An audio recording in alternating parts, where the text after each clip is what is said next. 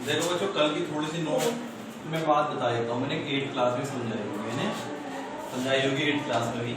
इसमें ये कार्तीय तल होता है। क्या होता है? ये कार्तीय तल। ठीक है,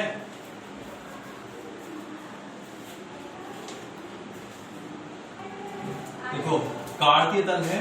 कार्तीय तल में 4 चतुर्थांश होते हैं। ठीक है, पहला चतुर्थांश होता है ये वाला, प्रथम चतुर्थांश। ठीक है, ये द्वितीय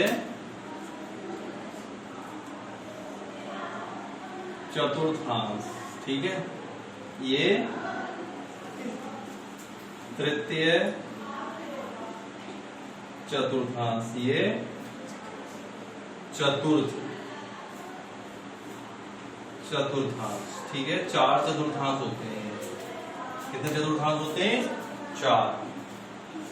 पहला वाले में दोनों वैल्यू प्लस की होती है। जो आपके निर्देशांक होते हैं, पहले वाले निर्देशांक में दोनों वैल्यू प्लस की होती है। दूसरे वाले में पहली वाली वैल्यू माइनस की होती है, दूसरी वाली प्लस की होती है। तीसरे वाले में माइनस माइनस, तीसरे वाले में माइनस माइनस होता है, और चौथे वाले में प्लस माइनस। ठीक है, ये मैंने कक्षा 8 में समझाया था। ये आपकी 2 अक्षें होती हैं। एक होती है आपकी एक्स अक्ष और एक होती है आपकी 2 अक्ष होती है। और ये आपका होता है मूल बिंदु। क्या होता है? मूल बिंदु होते हैं आपके 0,0। क्या होते हैं मूल बिंदु? 0,0। 10th क्लास में जब मैं आपसे मालूम करूंगा कि मूल बिंदु क्या होते हैं, तो आपको उसका उत्तर देना है 0,0 मूल बिंदु, है ना। फिर आपकी जो अक्षें होती हैं वो 2 अक्ष होती हैं। एक होती है एक्स अक्ष और एक होती है वाई अक्ष। एक्स अक्ष जो होती है वो होती है आपकी क्षैतिज दिशा में। कौन सी दिशा में? क्षैतिज दिशा जानते हैं, और ऊर्ध्वाधर दिशा जानते हैं? नहीं जानते तो हम है तो। और ये आपकी ऊर्ध्वाधर दिशा। जैसे अगर मैं आपको दोनों दिशा बताना चाहूं, सड़क है, सड़क पे कोई खंभा खड़ा, तो सड़क जो होती है वो होती है क्षैतिज दिशा में। ठीक है, और जो खंभा होता है वो होता है ऊर्ध्वाधर दिशा। कौन सी दिशा में? समझ में आ गई बात कि क्षैतिज दिशा जो होती है वो एक्स अक्ष वाली होती है, और जो ऊर्ध्वाधर दिशा होती है वो वाई अक्ष वाली। समझ में आ गई होगी। अब इसका जो क्वेश्चन है वो मैं आपको बता देता हूं क्या है इसका क्वेश्चन। अब आप एक्सरसाइज पर आ जाइए इसकी। ठीक है, देखो इसकी एक्सरसाइज का इसका कल मैंने कुछ क्वेश्चन दिए थे घर के लिए, शायद तुमने करे हो या ना करे हो। फिर भी अगर ना करे हो तो मालूम कर लेना। ठीक है, देखो इधर रफ कर दें आप।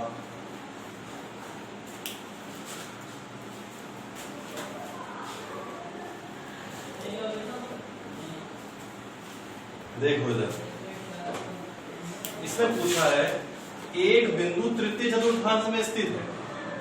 अन्य महत्वपूर्ण प्रश्न दिए हैं, मतलब अन्य महत्वपूर्ण प्रश्न नहीं।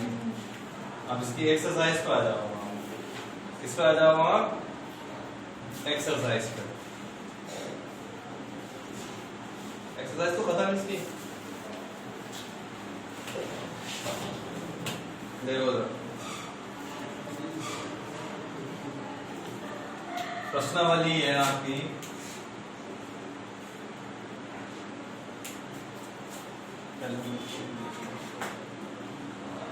साइज है आपकी 3.3। ठीक है, 3.3।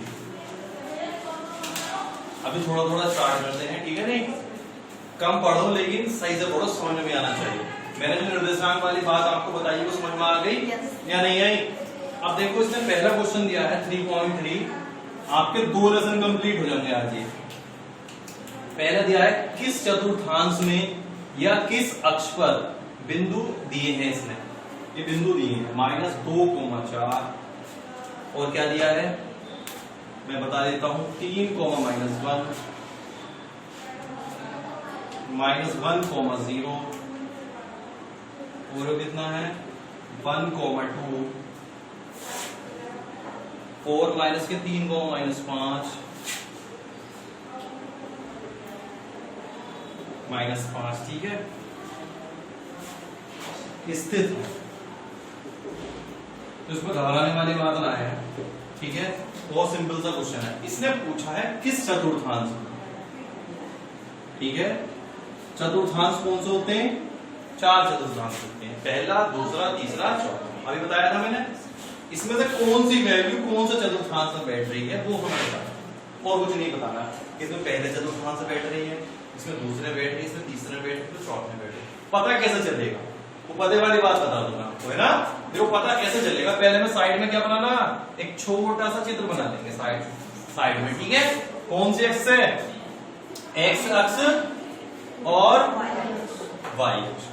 इस पे चिन्ह बना लो। पहले वाले में प्लस प्लस, दूसरे वाले में माइनस प्लस, तीसरे वाले में माइनस माइनस, और चौथे वाले में, समझ में आ गई बात। इससे पता चल जाएगा कौन से चतुर्थांश में। तो पहली वाली वैल्यू ले लूं मैं, -2,4। यो प्लस माइनस की वैल्यू है, यो प्लस की वैल्यू। तो माइनस पहले कौन से मारिया और प्लस बाद में कौन से मारिया? इस वाले मारिया, ठीक है ना, इस वाले में। तो कौन सा चतुर्थांश है? दूसरा। तो इसके आंसर में क्या लिखेंगे? द्वितीय चतुर्थांश। ये द्वितीय चतुर्थांश, ठीक। उसके बाद सेकंड वाला उठाओ। पहली वाली वैल्यू +3, दूसरी वाली 4 और एकदम कौन सा हो जाओ? चौथे वाले। समझ में आ गया? तो ये आपका हो गया +3, -1। ये आ गया आपका चतुर्थांश, ठीक। उसके बाद ये कौन सा है? -1,0। इसमें 0 में एक बात आपको दिख रही होगी कि 0 पॉजिटिव है या निगेटिव, है ना। तो इस बात को इस बार हम पॉजिटिव ही मापेंगे। तो ये कौन सा चतुर्थांश में पहुंच गया? दूसरे में। तो ये आ गया आपका -1,0। कौन से चतुर्थांश में है? द्वितीय, ठीक है। उसके बाद नेक्स्ट पे आ जाओ। दोनों वैल्यू कैसी है? पॉजिटिव है। तो दोनों वैल्यू पॉजिटिव कौन से चतुर्थांश में है? पहले वाले। तो पहले चतुर्थांश में पहुंच गए। समझ में आ गया ना। ये प्रथम में पहुंच गया। लास्ट वाला क्या है? -3 को -5। तो -3 को -5। तो ये हो गया आपका तीसरे चतुर्थांश में, तृतीय में, ठीक है।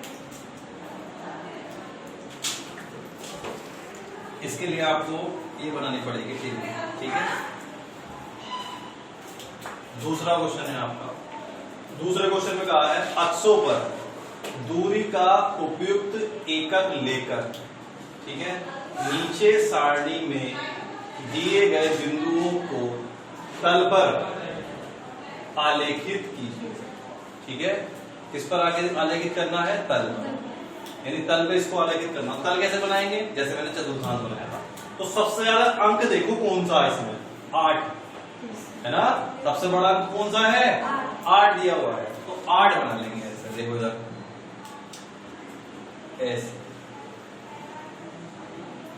ऐसे। इसमें 2 अक्ष होंगी आपकी। कौन कौन सी?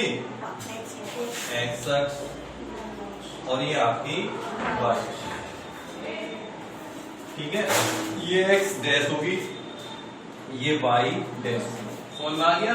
बीच में क्या होता? मूल बिंदु ओ। इसे हम 0,0 प्रेजेंट करते हैं। मैंने बता दिया मूल बिंदु जो होते हैं वो होते हैं 0,0। आगे समझ में बात? उसके बाद अब कैसे चलना है? देखो अगर हम इस एक्स अक्ष पे सीधे हाथ की तरफ चलते हैं तो वैल्यू प्लस की होती है। 1, 2, 3, 4, 5, 6, 7, 8। दूसरी बात, तुमने ग्राफ बनाया था स्टार्ट की क्लास में, उसमें एक खाने में कितनी लाइन होती है? 10। ये तो देखा ही होगा। एक खाने में 10 लाइन होती है, ठीक है। उसके बाद देखेंगे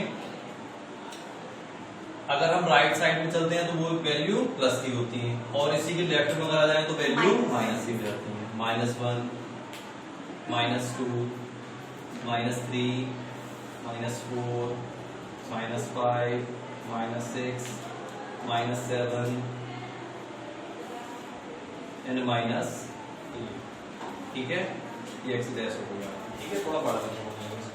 ऊपर चलेंगे तो +1 +2 +3 +4 +5 +6 +7 +8।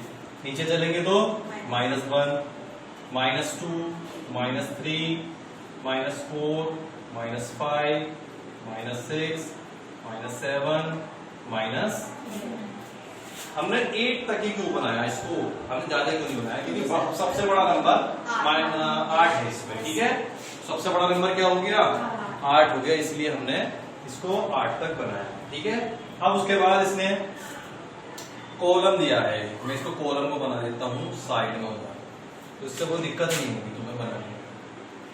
इस टाइप से दिया है इसने, मैं शुरू की 2 वैल्यू लिख देता हूँ, उससे आपको पता चल जाएगा। बुक सभी के पास है x और y, -2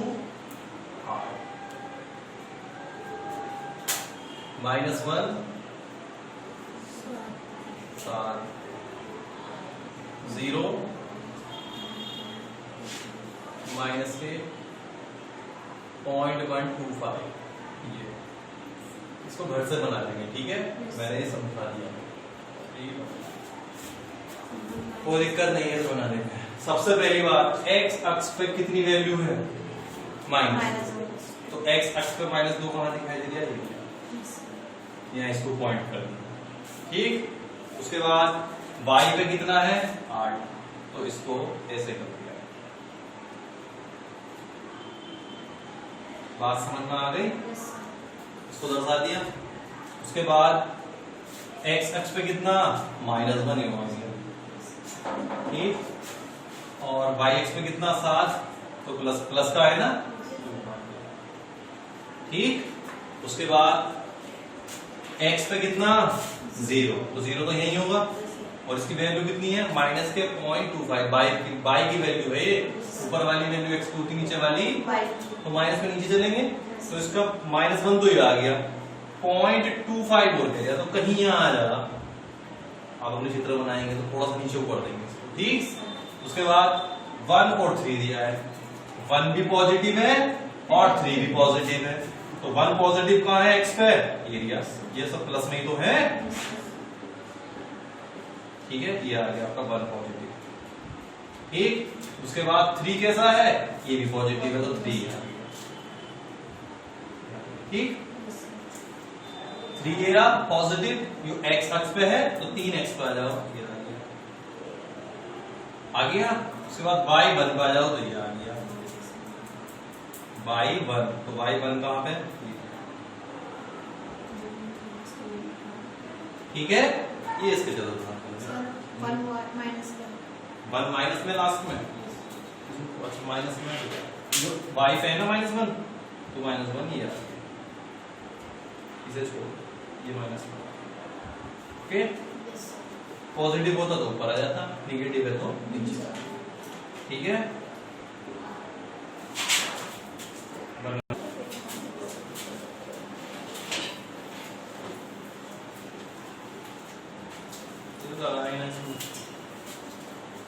मेरी आवाज क्या जाएगी इसमें,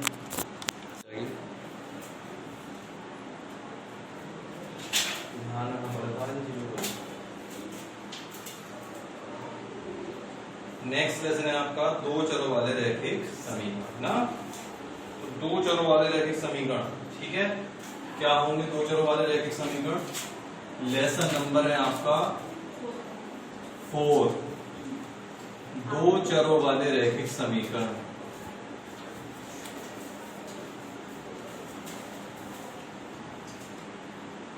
रैखिक 2 चरों वाले रैखिक समीकरण, रैखिक समीकरण, रैखिक समीकरण मैंने तुम्हें कक्षा 8 में पढ़ाई थी, अगर तुम्हें याद हो तो, याद है कुछ नहीं, बताओ।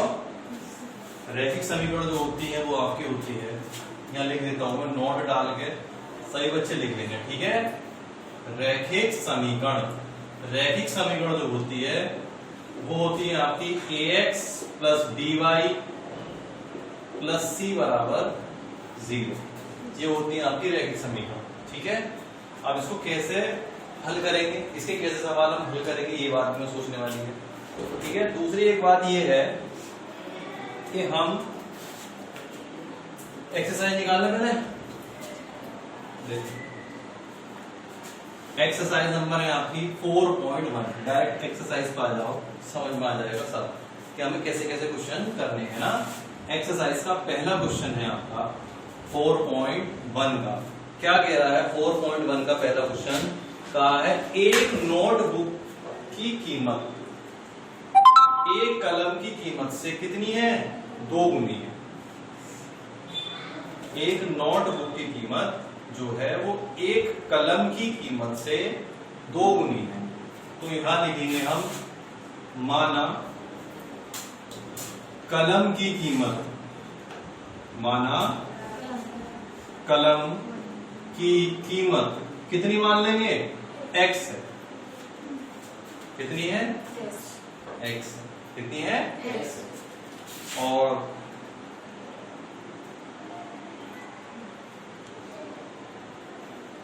नोटबुक की कीमत, माना कलम की कीमत x रुपए और नोटबुक की कीमत, नोटबुक की कीमत y रुपए। इसमें जो हमने मानने वाली बात है वो बात भी हमें देखनी है कि हमें क्या सही मानना है और क्या गलत मानना है। तो अगर मैं प्रश्नानुसार इस बात को जमाऊं, प्रश्नानुसार, तो उसने क्या है जो कलम की कीमत है, सॉरी नोटबुक की जो कीमत है, नोटबुक की कीमत कलम की कीमत की 2 गुनी। ठीक है, नोटबुक की कीमत, मैं तुम्हें क्लियर करके दिखा रहा हूं ये बात। नोटबुक की जो कीमत है, अभी समझ में नहीं आएगा, आ जाएगा। नोटबुक की जो कीमत है वो कलम की कीमत से, किसकी कीमत से है, कलम की कीमत से। तो कलम की कीमत से कितने गुनी है, किसकी कीमत, नोटबुक। तो हमने नोटबुक की कीमत कितनी मानी है, y, है ना, और कलम की कीमत कितनी मानी है, x। लेकिन मैंने तुम्हें रैखिक समीकरण जो बताया है बच्चों कैसा होता है, इस बात को सोचना भी जरूरी है। रैखिक समीकरण जो होता है वो होता है ax plus by plus c बराबर 0। अगर तुम इस रैखिक समीकरण को मान के कोई सवाल करोगे तो कभी भी जिंदगी में कोई बात गलत नहीं करोगे। इसमें x वाली वैल्यू हमेशा पॉजिटिव रहती है। कैसी रहती है, पॉजिटिव रहती है। जरा यहाँ पे नोटबुक की कीमत रखना कितनी है, y, और कलम की कीमत कितनी है, x। पूरा कितना हो गया, 2। ठीक है, तो कितना हो गया, y बराबर कितना हो गया, 2x हो गया। कितना हो गया, 2x। अगर मैं इसका पक्षांतर करूं तो कितना हो गया, 0 बराबर कितना हो गया, 2x माइनस y। ये रैखिक समीकरण निकलेगा। आनी बात समझ में, यानी ये बात समझ में। हम इसको लिखेंगे प्रश्नानुसार, इसे सही करके लिख लो बस। कितना हो जाएगा, यहां लिखेंगे नोटबुक की कीमत, नोटबुक की कीमत बराबर 2 गुना किसकी कीमत की, कलम की। 2 गुना कलम की कीमत। ठीक है, तो नोटबुक की कीमत कितनी, y, और कलम की कीमत कितनी, x। ठीक, तो y बराबर कितना हो गया, 2x हो गया, 2x। लेकिन समीकरण में ax और by दोनों साथ मानते हैं। ठीक है, तो हम इसका क्या करेंगे, पक्षांतर। तो 0 बराबर कितना आ जाएगा, 2x माइनस y। ये अगर सही करके लिखें तो 2x माइनस y बराबर कितना आ जाएगा, 0। ये इसका आंसर ही रैखिक समीकरण निकालेंगे इसकी। अब तुम कहोगे सर c वाली वैल्यू क्यों ना आई, है ना। देखो x वाली भी आ गई और लेकिन किसकी वैल्यू नहीं आई। तो हम अपनी तरफ से क्या कर सकते हैं, 2x माइनस y प्लस 0 बराबर 0, यानी c के स्थान पे हम 0 को इस्तेमाल कर सकते हैं। कुछ समझे नहीं, सही है। तो हम इसके स्थान पे किसका इस्तेमाल कर सकते हैं? 0 का इस्तेमाल कर सकते हैं। ठीक है, यहाँ पे कोई संख्या है नहीं, ax plus B Y plus C, तो यहाँ ax प्लस बी वाई, यानी यहाँ माइनस प्लस की जगह माइनस है, तो कोई दिक्कत नहीं। ठीक है, लेकिन यहाँ पर तो नंबर ही नहीं है, तो तब तक 0 लिख सकते। ठीक है, तो आप इसको उतार लीजिए।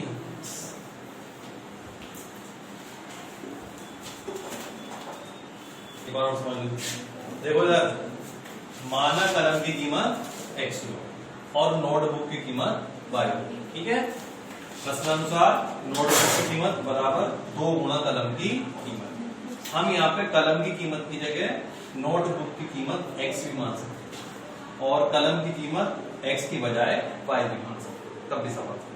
ठीक है, तो नोटबुक की कीमत बराबर 2 गुना कलम की कीमत, नोटबुक की कीमत y और कलम की कीमत x, 2 गुना x, y को उठा के इधर ले गए, तो 2x माइनस y बराबर कितना आ गया? 0। आप इसको इधर भी लिख सकते हैं और इसको उठा के साइड चेंज कर सकते हैं, कोई दिक्कत नहीं है। ठीक है, अब इसकी एक्सरसाइज देखो, एक्सरसाइज का अगला सवाल क्या कह रहा है। अगला सवाल भी बहुत इजी है, डरने की जरूरत नहीं है।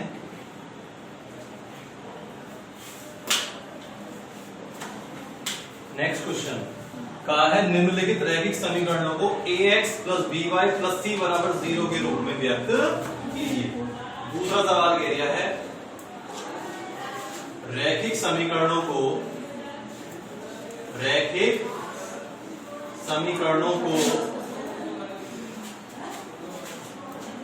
ax plus by plus c बराबर 0 के रूप में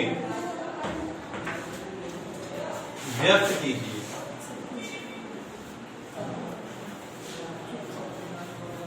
ठीक है, ax plus by plus c बराबर 0 के रूप में इसे व्यक्त करना। हमें सवाल दिया है, पहला ही सवाल दिया है इसमें, पहला सवाल दिया है 2x प्लस 3y बराबर कितना है? 9.35 डैश दिया। बार बार इस डैश का मतलब होता है कि 5 यो बार बार आओ कंटिन्यूअस चलता रहेगा, तो यहाँ बार लगा दिया तो आगे स्थिति खत्म हो गई, समझ में आ गई। उसके बाद यो वैल्यू क्या, यो सवाल इस रूप में है, जरा देख के बताना। देखो इधर, यहाँ ax है तो यहाँ 2x हो गया, यहाँ by है तो यहाँ 3y हो गया, लेकिन यहाँ क्या गायब है? c। तो c कहां से आएगा? यहाँ से। क्या करना पड़ेगा इसका? पक्षांतर। क्या करना पड़ेगा इसका? पक्षांतर करेंगे, इधर प्लस का इधर आके माइनस का होगा, या करके लिखेंगे 2x प्लस 3y माइनस के 9.35 बार बराबर इसके स्थान पे कितना आ जाएगा? 0 है। सही है। बाद में इसने हमसे बोला है और प्रत्येक स्थिति में a, b और c के मान ज्ञात कीजिए। a, b और c के, तो जरा देखना a के स्थान पे कितना आया? 2, और यहाँ b है तो b के स्थान पे कितना? 3। y नहीं लेते, कंपेयर a x और y की नहीं करते, केवल a और b के स्थान पे देखो क्या रखा। a के स्थान पे 2 और b के स्थान पे, समझ में आ गई बात। उसके बाद c है तो यो c आ गया, यो क्या है? माइनस के 9.35 बार। हमेशा याद रखना, अगर माइनस का निशान आ गया तो माइनस का निशान जरूर आएगा। सही है, यहाँ प्लस तो रहे, फॉर्मूले में तो प्लस रहता ही है, तो यहाँ अगर माइनस आ गया तो माइनस का चिन्ह जरूर लिया जाना है। तो a और b और c के मान कितने आ गए? a का मान 2, b का मान 3, c का मान माइनस के 9.35 बार। समझ में आ गई बात। यानी जो संख्या बराबर में दी हो उसे पक्षांतर कर लो, फिर वहां से इससे कंपेयर करो तो a, b, c के मान निकल जाए। समझ में आ गई? ठीक है। उसके बाद क्वेश्चन नंबर क्या है इसका? सेकंड। क्वेश्चन नंबर सेकंड ये दे रहा है x माइनस y बटे कितना है? 5 माइनस 10 बराबर कितना? 80। तो ये क्वेश्चन भी इजी है, इसको कैसे हल करेंगे? जिसका कोई नहीं होता उसका गुण होता ऊपर वाला। 1 5 5 का मतलब 1 5 और 1 का एलसीएम क्या आएगा? 5 1 5 आ जाएगा। 5 की गुणा x से कराएंगे तो 5x माइनस बाई ऐसी आ जाएगा। 5 ढाई 50 बराबर कितना आ गया? 80। ठीक है। अब बच्चे कहेंगे कि सर 5 की गुणा ऊपर क्यों ना कराएं? अगर 5 का पहाड़ा 5 ही पढ़ोगे तो 1 बार में जाएगा, तो 1 की गुणा 22 से कराएंगे तो 22 आ जाएगा। इधर 1 का पहाड़ा 5 में पढ़ो तो कितनी बार जाएगा? 5 बार ही जाएगा। 1 पंजे 5, तो जितनी बार जाता है उसकी गुणा उसी के अंश में करानी पड़ती है। ठीक है, तो ये आ गया। सही है।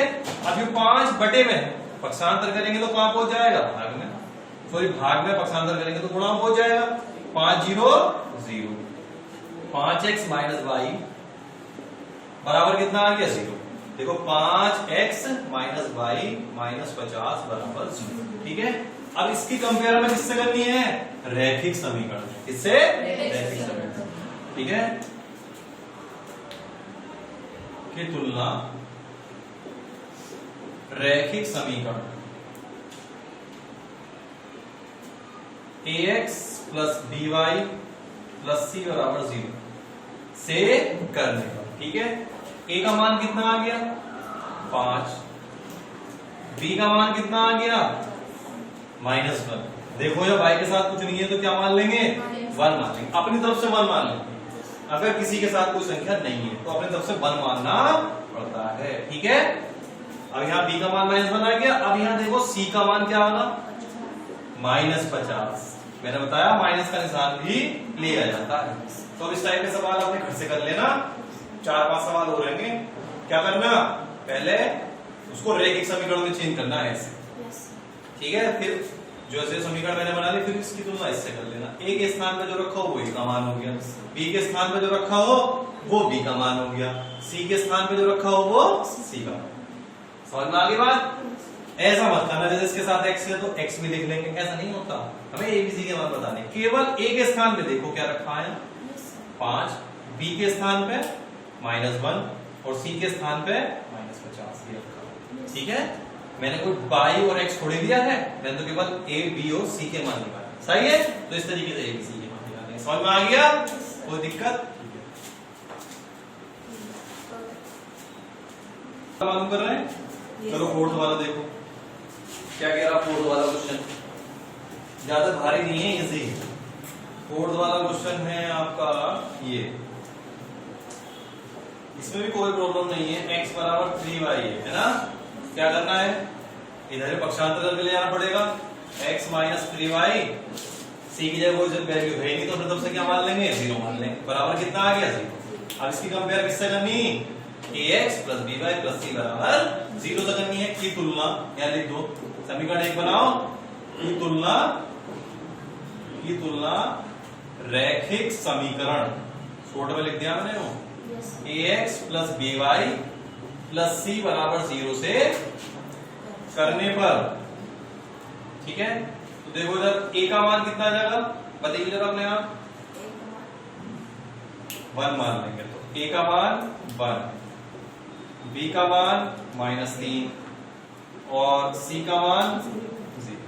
ठीक है, जहां कुछ नहीं है वहां 1 मान लो फौरन एकदम। और चिन्हों का ध्यान रखना, अगर माइनस है तो माइनस जरूर आएगा।